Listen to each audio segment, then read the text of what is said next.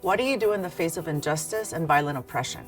If you're anything like Jovita Idar or Miss Ida B. Wells, both activist and journalist, separated by geographical space, but living in the same historical period, you expose it, you write about it, you record it, and you organize. Why? Because if not us, then who? Jovita Idar was born in Laredo, Texas in 1885, a town along the U.S.-Mexico border. Like many communities along the southwest border, its history is long and complex, and it includes violence against indigenous peoples who experienced their forceful removal from their ancestral lands. From 1846 to 1848, the U.S. was at war with Mexico over these territories. The war ended in 1848 with the Treaty of Guadalupe Hidalgo. Mexico lost almost 55% of its territory. On paper, the treaty offered certain rights and protections to Mexican communities living in these newly annexed territories. The reality was that they were considered second-class citizens, experiencing political, social, and economic discrimination.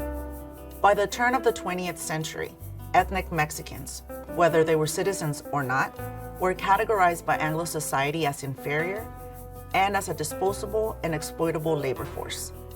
Jovita lived and witnessed the hardships affecting Mexican communities. The level and nature of the struggle depended on race, class, and gender, amongst other factors. Jovita's family had deep political roots. The family had long advocated for human and civil rights for Mexican communities. Her father, Nicasio Idar, worked for La Crónica, a Spanish-language newspaper. In addition to being a teacher, Jovita was also a civil rights leader. She worked as a journalist for Texas newspapers. She wrote important political pieces, highlighting the harsh realities of her community. This included telling the stories behind the vicious and rampant lynchings of Mexican and Mexican-American men. Moved into action, the Idar organized El Primer Congreso Mexicanista, the first statewide gathering for Mexican-American civil rights in 1911. The goal of this organization was to create cultural and political unity.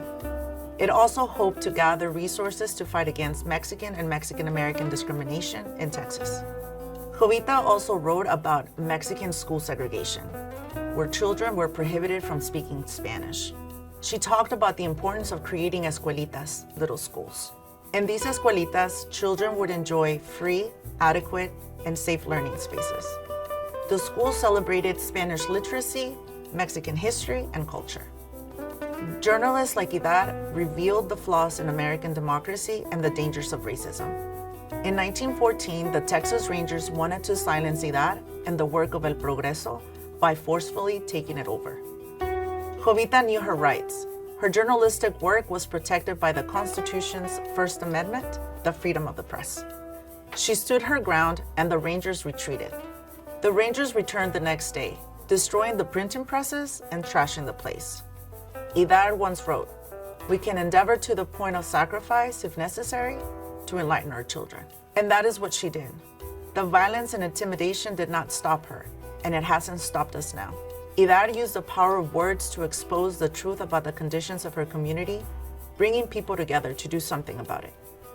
Idar is one of the many mujeres who have inspired me, an immigrant woman.